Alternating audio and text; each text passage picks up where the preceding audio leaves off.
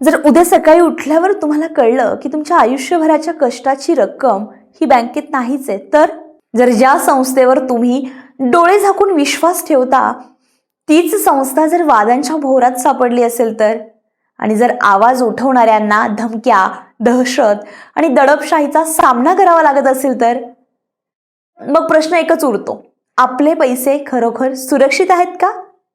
नमस्कार, मी अश्विनी पुरी आणि तुम्ही पाहताय द अश्विनी स्पीक.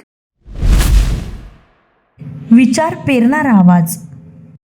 समता नागरी पतसंस्था ही नेहमीच वादाच्या भोवऱ्यात सापडत आहे.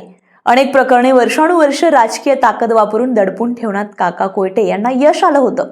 मी काहीही करेल, तुम्ही माझ्या ताकदीसमोर किरकोळ आहात, असा आविर्भाव त्यांच्यामध्ये दिसला.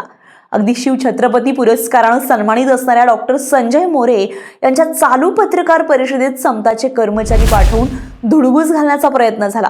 लोकशाही प्रधान देशामध्ये झालेला अन्याय मांडणे हा गुन्हा आहे का, असा सवाल या निमित्तानं या दहशत करणाऱ्या कोयटे परिवाराला विचारण्याची आता वेळ आली आहे. एका व्यक्तीची 40 कोटींची जमीन अवघ्या 5 कोटीमध्ये विकण्याचा प्रयोग समतानं केलाय, तर दुसरीकडे वर्ग 2 ची जमीन जी विकता येत नाही ती या महाभागांनी एका उद्योजकाला विकून त्यावर कर्ज दाखवलं, जे प्रत्यक्षात त्या उद्योजकाला मिळालंच नाही. आणि जमीनही वर्ग 2 असल्यानं ती नावावर झाली नाही. म्हणजे बाबाही गेला आणि दशम्याही गेल्या, अशी अवस्था समतानं त्याची केली आहे. मुळात प्रश्न हा आहे की हे तक्रारदार आजच समोर आलेत का? तर उत्तर आहे नाही. यापूर्वी अनेक शेकडो नागरिकांनी आवाज उठवण्याचा प्रयत्न केला, पण कायम सत्तेच्या वळचणीला लपणारे हे काका कोयटे त्यांचा आवाज दाबत होते. हे तक्रारदार सांगताय. संस्था आधीच खूप बदनाम आहे, हे स्वतः समताचे कर्मचारी कबूल करतायत. अशा वेळी प्रश्न निर्माण होतो तो म्हणजे ज्यांच्या ठेवी त्या संस्थेत आहे त्या खरंच सुरक्षित आहेत का? सहकार कायद्याअंतर्गत सुरू असणाऱ्या चौकशा पाहता भविष्यात या प्रकरणात काय काय बाहेर येईल ते धक्कादायक असणार आहे का?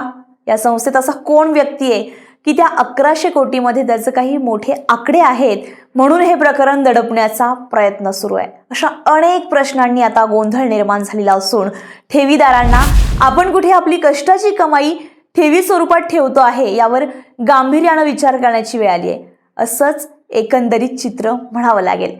तुम्हाला काय वाटतंय, पुढे काय होणार आहे? ठेवीदारांचे पैसे सुरक्षित राहतील का? कमेंट करून नक्की सांगा. आणि असेच नवनवीन व्हिडिओ पाहण्यासाठी द अश्विनी स्पीक या चॅनलला लाईक करा, शेअर करा, सबस्क्राईब करायला विसरू नका. तो तुर्तास इतकंच. पुन्हा भेटूया नवीन व्हिडिओत.